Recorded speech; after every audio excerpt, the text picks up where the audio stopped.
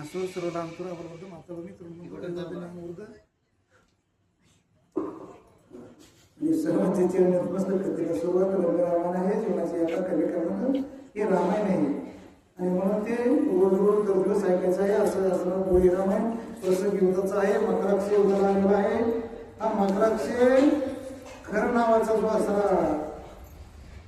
राक्षस होता त्याचा हा मुलगा होता.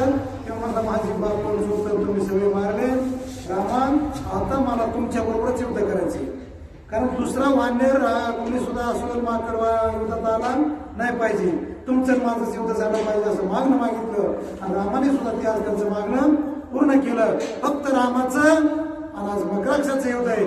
दुसरा त्याच्यात तिसरा कोणी नाही. ज्यावेळेस असताना हजारो बाण सोडले तेवढे रामाने तोडले आणि परत सूर्याचं चंद्राचं किरण सुद्धा पडणार. एकच धुरळा झाला, एकच धुमाचक्री झाली. ते ऐका सवेची विंदनिया बाना सारथ्याचा घेतला प्राणा चारी वारू मारिले जाना श्रीरामे शोभना संग्रामी. राग आला प्रभू रामचंद्राला कारण बरेच बाण या मकराक्षाने सुद्धा रामाचे तोडले होते.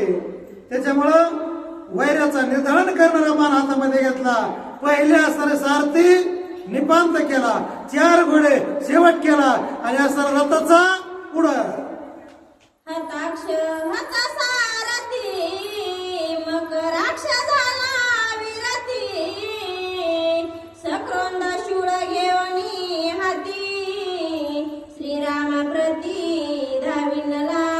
ज्यावेळेस रथाचा चका चोर केला प्रभू रामचंद्राने, सारथी मेला, घोडेही असणारे रथ भरून भूमीत मारले. त्यावेळेस हातामध्ये एक प्रकारचा पट्टीस घेऊन तो स्वतः रणभूमीवर उतरला मकराक्ष आणि पराक्रम करू लागला रामाबरोबर. मकराक्ष निर्वाणा भला शूळ हस्ती वरदा शूळ धगधगिता ती प्रबळ अग्नि कलोळा तेजस्वी. एक प्रकारचा असणारा सूळ म्हणजे त्रिशूळ होता. फक्त एका टोकाचा होता. त्रिशूळ 3 टोकं असतात आणि हा एका टोकाचा असल्यामुळे त्याला सूळ म्हणतात.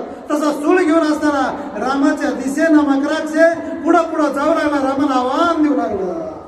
जेविका भूतांसी घातका दंड हस्ते धावे अंतका देवी सूळ हस्ते मकराक्ष राम सन्मुख धाविनला. ज्यावेळेस या पंचमहाभूताचा सृष्टीचा तेजाचा वायूचा सगळ्याचा नाश करायचा आहे त्यावेळेस असणारा सर्व असणारा प्रळय काळ धावतो किंवा काळ असताना यम धावतो सगळ्याला असताना जगाला खाण्यासाठी. तसा असताना हा सूळ घेऊन असताना मकराक्ष रामाच्या दिशेला धावला. ज्वाळा निघती नेत्राद्वारा दात खातसे कर करा शूळ परसोनी गरगरा श्रीरामचंद्रा हानितला. कर कर कर कर असे दात खाल्ले मकराक्षानं. गर गर गर असं सूळ फिरला आणि रामाच्या दिशेला भिरकावला. काय म्हणू लागला? शूळ येताची कडाडी सर्व भूत पडे झापडी स्वर्गी सुरवरे झाली वेडी रामे निर्वडी विंदिला.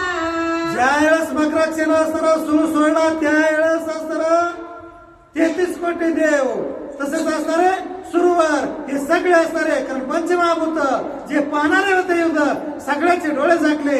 तेच असताना अद्भुत त्या सुराचं होतं आणि म्हणलं आता रामाचं काही खरं नाहीये. मात्र राम सावध होते, मकराक्ष सावध होता. मकराक्षानं सूळ सोडला त्याच्यामुळे असं एक प्रकारचा हिजासारखा चमकू लागला. म्हणो शूळ येता धगधगिता राम रणयोद्धा साविचित्ता ती बाणी आकाशांत छेदुनी निश्चित पाडिला. मकराक्षाचा इजासारखा उल्कापातासारखा येणारा जो चमकत असणारा जो सूळ होता तो रामाच्या दिशेने येऊ लागला. रामाने तो सूळ पाहिला. 3 बाण असणारे त्याच्यावर टाकले, 3 तुकडे केले आणि धर्तरीवर तो त्रिशूळ असणारा सूळ पाक जो आज बाहेर असताना रामाच्या अंगाकडे येऊ दिला नाही परतवर पाडला. शिव वरद सुळा शक्ती श्रीराम शिव म्हणून पळाले ते परती शूळ या युक्ती छेदिला. महादेवाचं वरदान होतं त्या त्रिशूळाला, पण ते पाप कर्म असताना काही चुकून हुकून करीत होते, त्याच्यामुळं ते वरदान असताना तहकूब झालं होतं. रामाचा बाण असताना लागला, त्रिशूळ असताना रामाकडे महादेवाकडे पळून गेला, तो असताना त्या ठिकाणी राहिला नाही. बाप धनुर्वाडा श्री रघुनाथ जैसा गगनी उल्का पात तैसा सुळ धगधगित रणांत पाडिला. बाप धनुर्विद्येमध्ये असताना जो प्रगत होता रामचंद्र, धनुर्विद्या त्यांच्यापासून शिकावा म्हणजे धनुष्याची विद्या, असे परमरामचंद्र असताना विद्येचं कौशल्य दाखवित होते. त्यावेळेस असताना मकराक्ष मात्र समोरासमोर त्याला काय करावं सुचत नव्हतं. हातात त्रिशूळ गेला, बसायचा रथ गेला, घोडे गेले, सारथी मेले, मी करू काय असा विचार मकराक्ष करू लागला. सुळ जाताशी निष्फळ मकराक्ष करी तळमळ श्रीरामाशी नचले बळ सिद्धी सळ न पावेची. त्या वेळेस असताना मकराक्षाचा त्रिशूल असताना निष्फळ गेल्यामुळं, रामाला त्यानं जखम न केल्यामुळं तो विचाराचा कावर त्याच्या हृदयात असताना घुसलं आणि तो म्हणू लागला आपली जो सिद्ध मंत्र होता त्याचा प्रयोग होत नाहीये, कारण आपण आता नेमकं करावं काय असं विचार म्हणतात असताना मकराक्ष करू लागला रामाच्या पुढं. म्हणे श्रीरामा राहे राहे माझा मुष्टी घाया साहे साहे म्हणून उभवनी बाहे आला लवला हे राक्षस. मकराक्ष पुन्हा तरी हारला नाही. रामाला म्हणला हे रामा माझं धनुष्य तुटलं, रथ मोडला, त्रिशूळ गेला, तरी असताना तुम्ही युद्धातून परत सरत नाही. तू फक्त उभा राहा, आज माझ्या बरोबर युद्ध कर म्हणून हात वरी केले आणि हात मुठ बासरी बांधून तो असताना समोर असताना रामाला युद्ध करण्यासाठी आव्हान देऊ लागला, पुढे येऊ लागला. मकराक्ष येता दारुण श्रीरामे सचिला अग्नी बाण हृदय विंदिताची जाणा पडे निष्प्रण क्षितितळी. ज्यावेळेस मकराक्षाचा असताना समोर येऊ लागला त्यावेळेस परमरामचंद्राने अग्नी बाण धनुष्यावर लावला आणि लावल्याबरोबर बाण जसा येगाने आला आणि येगाने आल्याबरोबर मकराक्षाचा असताना कसा समाप्तपणा होतो तो ऐका. बोंब सुटली राक्षसा दळी वानरी पिटिली टाळी मकराक्ष महाबळी रामे तात्काळी मारिला. अग्नी बाण जेव्हा असताना रामाने मकराक्षाच्या दिशेने सोडला त्याच्याकडे प्रतिकार करण्यासाठी काही एक असताना हातात उरलं नव्हतं, तरी तो समोर येत होता. रामाचा अग्नी बाण आला, नर तोडून असताना बाजूला गेला, मकराक्ष धरणीवर पाडला आणि ज्यावेळेस धरणीवर मकराक्ष पाडला त्यावेळेस वानराने असा जयघोष केला, म्हणायचा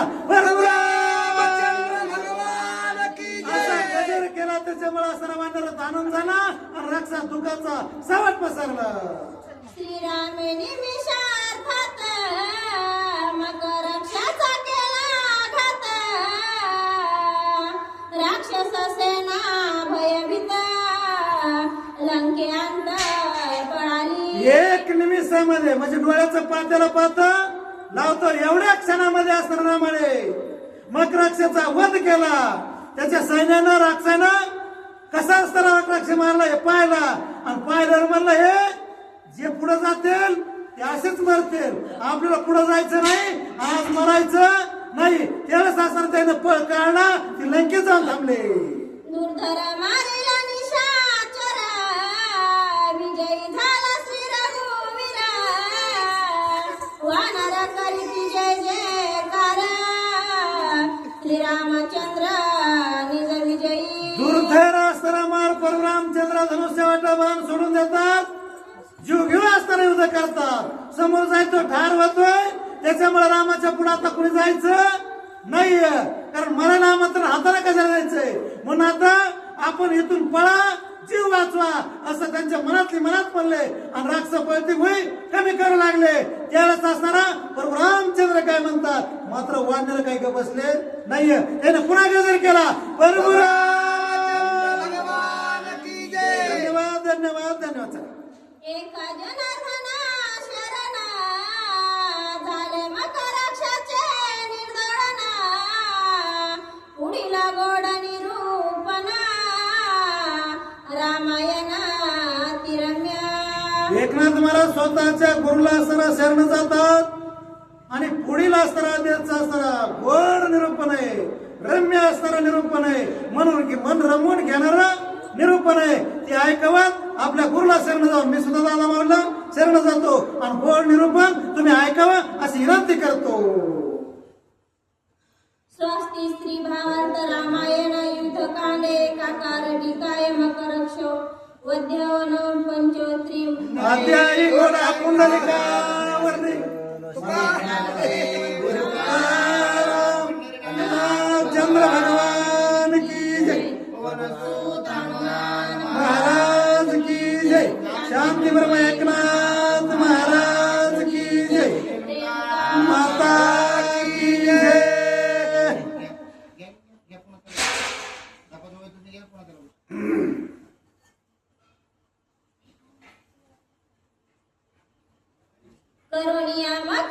करोनिया मकरक्षाचा घात विजयी बैसला श्री रघुनाथ एरीकडे इंद्रजिता क्रोधान्वित तळमळी. मकराक्षाचा वध करून असताना सर्व सैना सामान्याला बोलून प्रभू रामचंद्र असताना श्रेयाच्या पर्वतावर थोडे थांबलेले आणि ज्यावेळेस असताना हे राक्षस लंकेत असताना आले त्यावेळेस असताना इंद्रजित रागाने कर दात खाऊ लागला.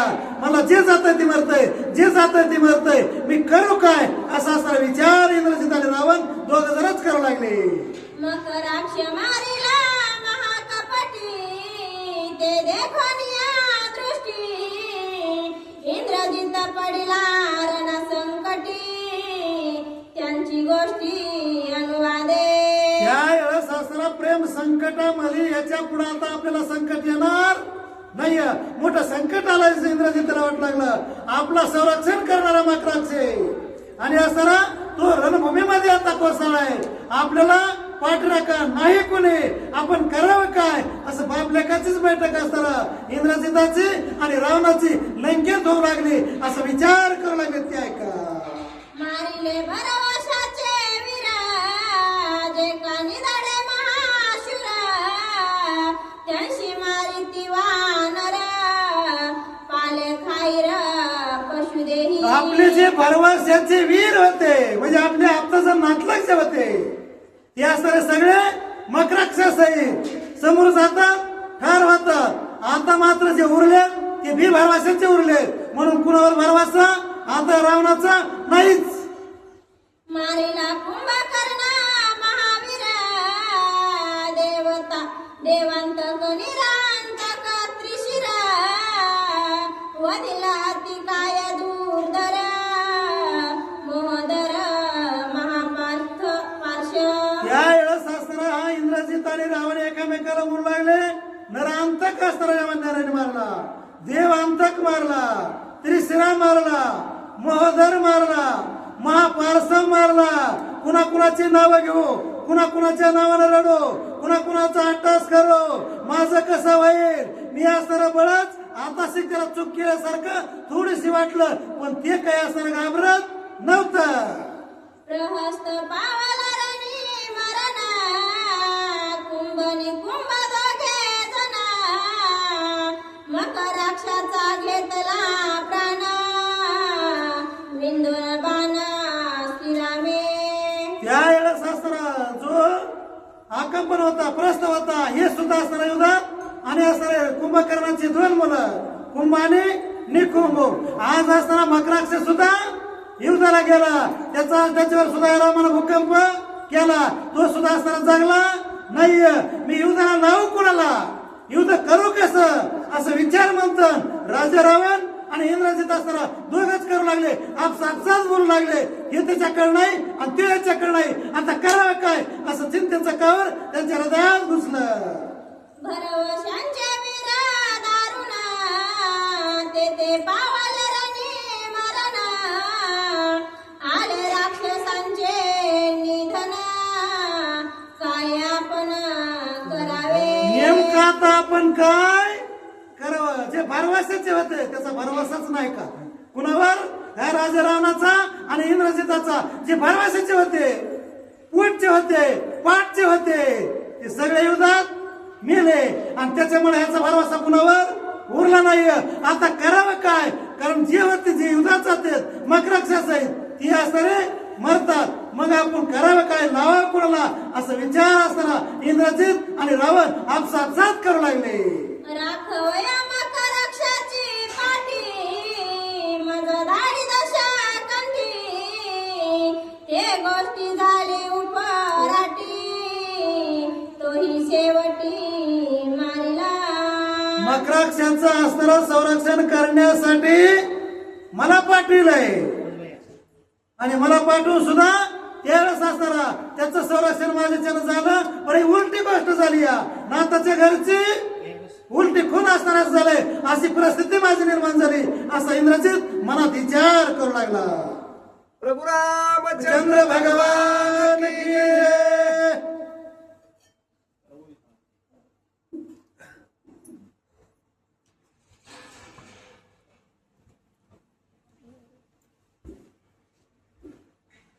आईचे दर्शन कोणी म्या घ्यायचे का? आईचे दर्शन म्या घ्यायचे.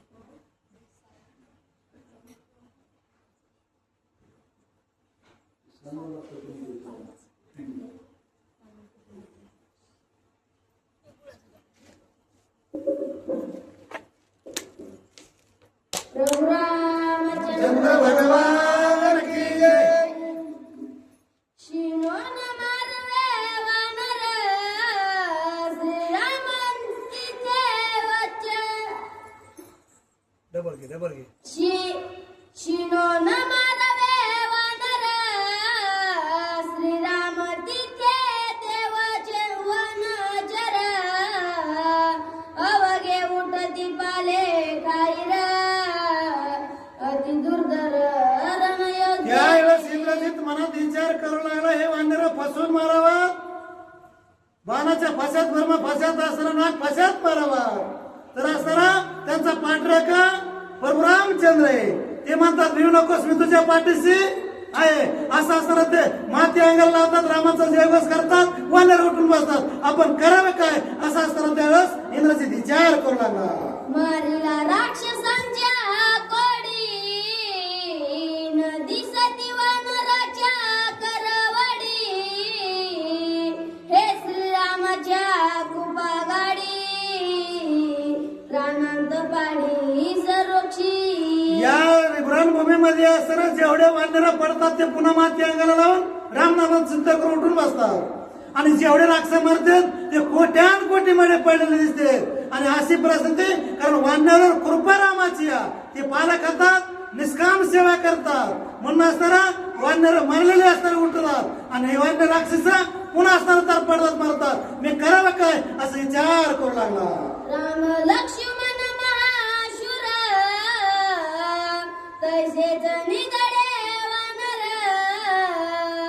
अतुर भय हनुमान वीर अति दुर्धर सर्वार्थी. सर्व आरती असणारे सगळेच वानर असुर माकडा प्रभू रामचंद्र राम लक्ष्मण सगळेच असणार. हनुमान वीर सुद्धा अति दुर्धर महापराक्रमित हनुमंत महाबळीया यांच्या बरोबर लढावं कसं, काय करावं असं विचार म्हणतो काय असताना इंद्रजित करू लागला. त्यांसी न चले अंगावन काय करावे आपण भय करू जातारण माझाही प्राण घेत. या हनुमंताच्या पुढे जा, वानराच्या पुढे जा, रामाबरोबर युद्ध करावं, लक्ष्मण बरोबर रणंगण करावा. पुढे गेलं की असणार ते मी एवढा पुरुषार्थ करतोय इंद्रजित म्हणू लागला. बरं मग फास घालतोय, खानदारी धंदा करतोय, कपट षडयंत्र करतोय. पण या रामाबरोबर हनुमंताबरोबर माझं काहीच चलत तर मी करू काय असं रावण आणि असं इंद्रजित बरंच काय मनामनात बोलू लागले. पण यांसी न चाले पायी वरदाता रावण पापे वरदा व्यर्थ आला राक्षसासी अंत रणी रघुनाथ शोभला. प्रभू रामचंद्र असणारे सोबून रागावून असणाऱ्या ठिकाणी बाण सोडतात. राक्षसांचा निश्चित अंत होऊ लागलाय. रावणानं पाप केलंय, ते बी महापाप केलंय, महापतिवर्तीचं अपहरण केलंय. याच्यामुळे असणारा याच्याकडे जेवढे असणारा धर्म होता तेवढा असणारा पूर्णपणे नाहीसे झालाय. म्हणून राक्षस मरते आणि वानर करते. परतोनी जाता लंके आता मज कोपेला लंकानाथ इंद्रजित चिंता क्रांत असे चित्तित उपावे. परत असताना मी लंकेमध्ये जाऊ, रावणाची भेट घेऊ, दर्शन घेऊ. रावण माझ्यावर क्रोधित झाल्याशिवाय राहणार नाहीये. ते थोडासा आशीर्वाद मला देणार अजिबात नाहीये. तो असणारा नाही तो माझी फजिती करेल. आणि म्हणून इकडे जावा राम मारतय, लक्ष्मण सोडित नाहीये. वानर हनुमान ते सुद्धा असताना मला जीवदान देत नाहीत. परत जावा आपण झाला शिरत नाही. मी असताना तू इथलं करू काय, सांगा मी काय करू असा विचार असताना कुंभकर्ण करू लागला. आपला इंद्रजित करू लागला. राम लक्ष्मण हनुमंता अंगद सुग्रीव जामवंता अवघियाचा घोईन गाता तो काव्यार्थ साधिना. यावेळेस असणारा या इंद्रजित म्हणू लागला रामाचा अंत होईल, लक्ष्मणाचा असणारा शेवट होईल, हनुमंताचा असणारा शेवट होईल. याला मरणच नव्हतं तरी पण अंत करू शेवट करू असं म्हणू लागला. असं मी काहीतरी कार्य जे होणार नाही भूतान भविष्य ते असताना चितू लागला. असं जेव्हा चितू लागला त्यावेळेस घडतंय काय ते आहे का.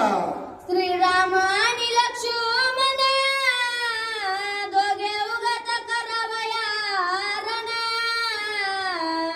दे कोणी इंद्रजित आपण अविचार यज्ञ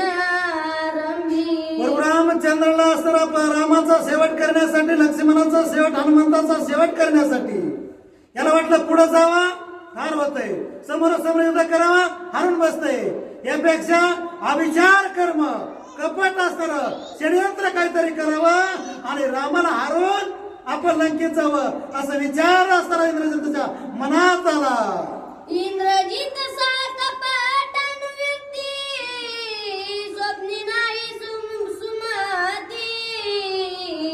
पाव्याची करुणी सिद्ध्या सती रणानुवृत्ती मारीन. त्यावेळेस इंद्रजित म्हणू लागला आता आपण कपट वरती केल्याशिवाय, कारण स्वप्न सुद्धा त्याच्या नीती आणि धर्म अजिबात नव्हतं. खानदारच असताना कपटी होतं. म्हणून असताना त्याला कपट करण्याचा विचार मनात आला आणि काय म्हणू लागला.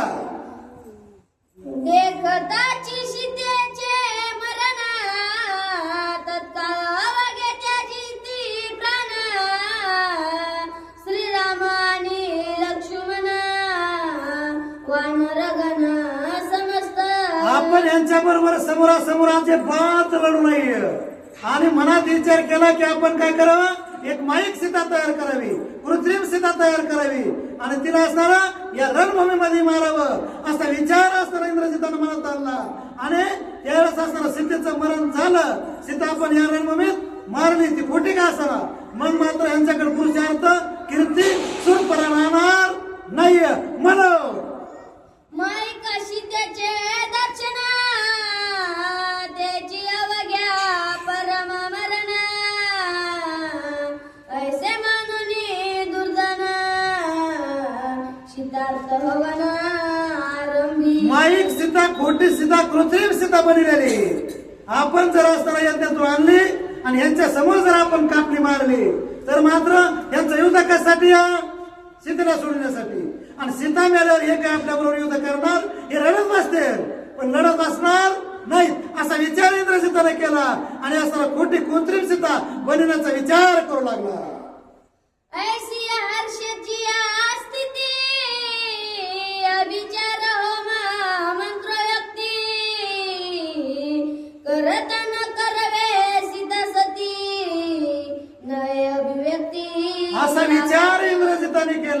असताना रावणाकडे परत नाही गेला. तो निकुंभळेला असताना आधीच गेलेला होता आणि त्यावेळेस असताना निकुंभळेमध्ये जाऊन आणि माईक सीता बनवण्याचा, खोटी सीता बनवण्याचा बराच अट्टास करू लागला. मात्र खोटी सीता त्याला काही तयार होईना. सीतेसारखी दुसरी प्रतिमा म्हणजे पुतळा, तसरा पुतळा जशाच तसा पुतळाच तयार होईना. कारण हा सीता माता जगाची माता आहे, ईश्वराची माता आहे आणि तशी माता खोटी कशी बनल म्हणून सीता ना कहे हो महाद्वारा, सीता ना कहे मंत्र तंता, सीता ना कहे विचारा निशाचरा. जशाच तसा सीता मातेसारखा पुतळा असताना मंत्र न बनवता येईना, तंत्र न बनवता येईना आणि असताना तांबे पितळ धातू आणून सुद्धा बनवता येईना. असा विचार असताना बराच असताना अट्टास केला. पण अट्टास करून सुद्धा सीता जशाच तशी तयार व्हायना. म्हणून इंद्रजित काय करू लागला? जारण मारण उच्चाटन मोहन अवथा संतवन, यांसी सीता ना कहे जाना निर्वर्धन श्रीरामे. जारण मारण उच्चाटन. उच्चाटन म्हणजे असणारा नवनाथ ग्रंथामध्ये याचा असणारा मंत्राचा जय बस होतो म्हणजे त्याचा उल्लेख होतो. हे उच्चाटन चिटकी बिटकी बाणामध्ये गाय उडविणं असे जे असणाऱ्या खोड्या करतात, खोड्या करी आणि मग वशीकरण याला मोहिनी म्हणतात. असे जे करतात ते असणारे सगळे मंत्र या इंद्रजितानं म्हणून बघितलं. दिवशी महाराजांना सांगितलं इंद्रजित हा जादूगार होता, म्हणजे मोहिनी मंत्र करणारा सुद्धा होता. सीतेला नाही ती सीता तयार करणाराचा अनेक असताना प्रयत्न करीत होता. पण सीता माता मात्र जगाची माता असल्यामुळं ती तयार होईना. सर्वसामान्य पुतळा तयार होईल, पण जो असताना प्रबळ काम आहे तिथं तसा पुतळा बनवता येत नाहीये. करिता श्रीराम मरण पये जारण मारण उत्पादन, सीताची की आपण बाय बंधन बांधेना. अनेक बंधन त्यांना असताना त्या ठिकाणी बांधण्याचा प्रयत्न केला. जारण मरण म्हणून आणि उच्चाटन मोहिनी आणि काय असताना प्रयत्न करून मंत्र बोलून कितीतरी असताना त्यानं आटोकाट प्रयत्न केले. मंत्र असताना त्याचे फुटफुटात शब्दामधून असताना एक प्रकारे मुखातून शब्द तयार व्हायना. कशामुळं ते ऐका. सबळ बळे अधकार नवे सूर्यासी गोचर, तैसा माई कवे हर सीते समोर होऊन किती जरी असताना डोळ्यावाला असला, किती जरी असताना पाहणारा असला तरी दुपारच्या पाऱ्यामध्ये सूर्य कोणी बघू शकत नाहीये. तसा आटोकाट प्रयत्न करून सुद्धा कुठे सीता तयार करताच येत नाही. माईक सीता म्हणजे पुतळा दुसरा करता येत नाहीये. कारण तो केवळ अवतारिक पुरुष आहे, अवतारिक सीता आहे आणि म्हणून अवतारिक सीता यांना बनवायला येत नाहीये. कारण खोटी नव्हती, ही खरी सीता होती आणि हा खोटी सीता बनवण्याचा प्रयत्न करीत होता म्हणून ती बनत नव्हती. माईकन करवे सीता इंद्र दिसताशी परमा चिंता, मारावय रघुनाथा कायम आता करावे. अनेक असताना प्रयत्न केला, अनेक मंत्र मुक्त होऊन असताना तंत्र बोलू लागला. काही असताना प्रकृतीचे असणारे एखाद्या पुतळाही बनवण्याचा सीतेचा तयार करू लागला. पण काहीच केल्या सीता असणारी बनतच नाही अशी इतकी चिंता लागली. चिंतेचं कावर हृदयात असणार पूर्णपणे दुःख त्या चिंतेचं खेद करू लागला आणि मनामध्ये असणारा चिंताक्रांत होऊन काय म्हणू लागला इंग्रजी. शिव वरद मज त्रिशुद्धी अभिचारिता करिता सिद्धी,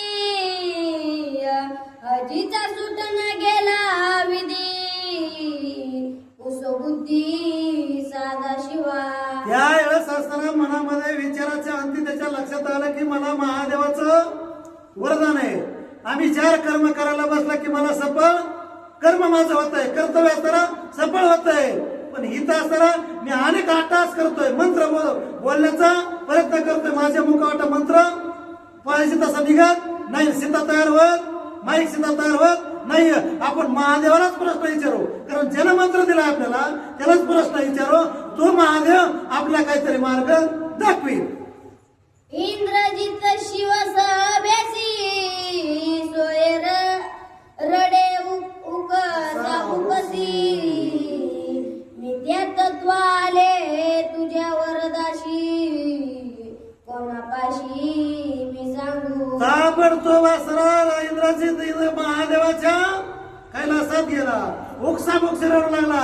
महादेवा, तुम्ही जे वाक्य बोलला, तुम्ही जे असताना मला आश्वासन दिलं, ते खोटं दिलं आणि तुमच्या शब्दाला ऊन आलं, असं महादेवाला जाऊन नाव ठेवू लागलं. कोण? ज्यानं मंत्र दिला तोच असताना इंद्रजित रावणासारखाच उलट महादेवाला बोलू लागला. काय म्हणू लागला? माईका शितायावरी हात तुझ्यावर डोके होम करीता प्राण नव्याची सती सती सीता अलिमिता वरदाशी. हे सगळं भगवान शंकरा, तुम्ही मंत्र दिल्यामुळं अविचार कर्म करो. मला असं सिद्धीचा पुतळा असेल तसं पाहिजे होतं. जरी मंत्र म्हणलो, आटास केला, प्रयत्न केले, तरी सीता तयार होत नाही. तुम्ही मला खोटा मंत्र दिला आणि तुमच्या शब्दाला एक प्रकारचं ऊन आलं, म्हणून मी असताना तुम्हाला दूषण देतो, असं इंद्रजित महादेवाला बोलू लागला. मायातीत श्रीराम सीता दिसीन चले विचारता मायका सीता नये आता शिव सत्यता सोयवदला. महादेवानं सांगितलं, इंद्रजिता ही सती माताच असणारी सीता या, त्याच्यामुळं ही माईक सीता असणारी अजिबात बनणार नाहीये.